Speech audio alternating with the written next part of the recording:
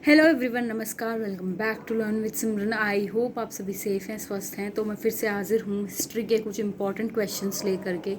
तो आशा करती हूँ कि यही क्वेश्चंस, जैसे हिंदी का पेपर आपका अच्छा गया, ये आपको हेल्प करें अच्छे मार्क्स ग्रैब करने में। तो शुरू करते हैं फर्स्ट क्वेश्चन के साथ। तो जो हमारा पहला क्वेश्चन है काफ़ी इंपॉर्टेंट है कि जो प्लासी की लड़ाई हुई थी, द बैटल ऑफ प्लासी, उसके ऊपर क्वेश्चन आता है हर बार पेपर में कि बैटल ऑफ प्लासी कैसे शुरू हुआ, उसके क्या कॉन्सिक्वेंसेज यानी उसके क्या परिणाम थे। दूसरा क्वेश्चन है कि बंगाल के अंदर जो परमानेंट सेटलमेंट हुआ था, यानी कि जो स्थायी बंदोबस्त हुआ था, उसका क्वेश्चन आता है कि उसके क्या क्या उसकी विशेषताएं थी, कि जो बंगाल का जो सेटलमेंट हुआ था उस सेटलमेंट की क्या विशेषताएं थी और क्या क्या उसके जो है परिणाम, उसके रिजल्ट रहे थे। उसके बाद आता है कि causes and results of revolt of 1857, कि हम सभी को पता है कि 1857 में जो क्रांति हुई थी, जो विद्रोह हुआ था, तो उसके ऊपर सवाल बनता है कि 1857 की क्रांति, जो विद्रोह है, वो कैसे शुरू हुआ और किन किन एरियाज में किस प्रकार से जो है वो विद्रोह रहा। उसके बाद अगला सवाल आता है कि 19वीं शताब्दी में, 19th सेंचुरी में जो सामाजिक और धार्मिक सुधार आंदोलन हुए थे, जो रिलीजियस और सोशल डेवलपमेंट के जो रिफॉर्म हुए थे, जो मूवमेंट हुई थी, उनके ऊपर 19th सेंचुरी का क्वेश्चन बनता है, जिसमें कि सती प्रथा आ जाएगी।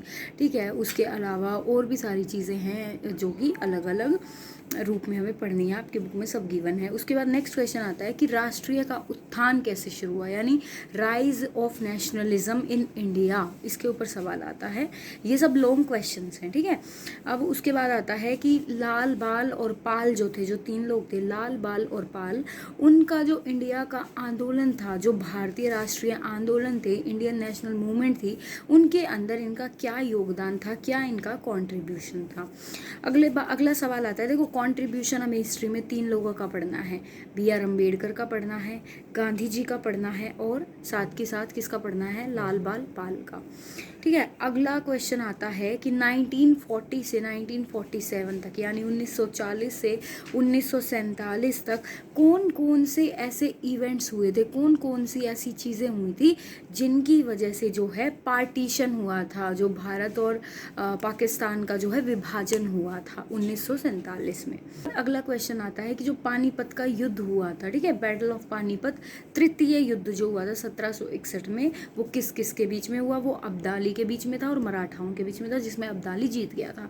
तो इसके ऊपर सवाल बनता है, इसको आप अच्छे से डीप में पढ़ के जाएं। नेक्स्ट आते हैं अब हमारे, देखो हम थोड़े से ना वो देख लेते हैं, शॉर्ट नोट जो आते हैं, ठीक है।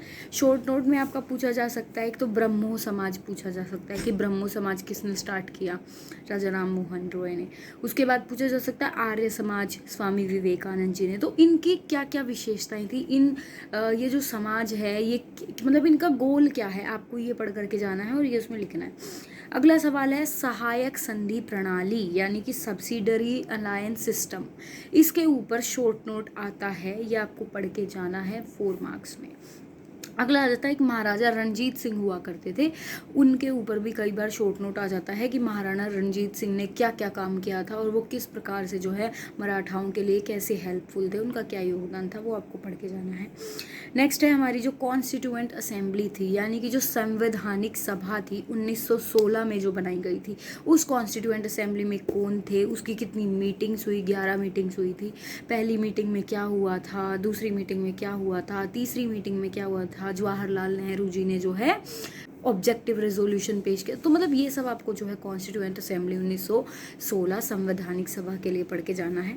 अगला सवाल हमारा आ जाता है कि B.R. अम्बेडकर का क्या योगदान था, मैंने पहले बताया, B.R. अम्बेडकर का योगदान आपको पढ़ के जाना है। साथ के साथ आपको पढ़ना है कि जो विवेकानंद थे, स्वामी विवेकानंद, उन्होंने कैसे हमारे समाज को बदलने के लिए क्या क्या कार्य किए और कैसे उन्होंने जो है आर्य समाज की स्थापना की। ठीक है, अगला सवाल आता है रेवतवाड़ी सेटलमेंट, ठीक है, रेवतवाड़ी जो सेटलमेंट होता था उसके ऊपर क्वेश्चन है, इसको मुनरो सिस्टम भी कहा जाता था, ये आपको अच्छे से पढ़ के जाना है। ठीक है, तो ये थे हमारे हिस्ट्री के इम्पोर्टेंट क्वेश्चंस। ये मतलब ये सभी जो क्वेश्चन हैं, ये मैंने काफ़ी सारे प्रीवियस पेपर्स एनालाइज कर करके ये क्वेश्चन जो है उनमें से निकाले हैं। एंड हिंदी का मेरे को आपका रिस्पॉन्स मिला, आपका रिव्यू मिला, काफ़ी मुझे भी खुशी हुई कि आपका पेपर इतना अच्छा हुआ। आगे के पेपर्स के लिए भी all the best for your political political science and history and whatsoever exam you are going to give. अच्छे से पढ़ो, give your best attempt, try to attempt all the questions. Thank you so much for watching. Please do like, share and subscribe to my channel. Thank you for watching.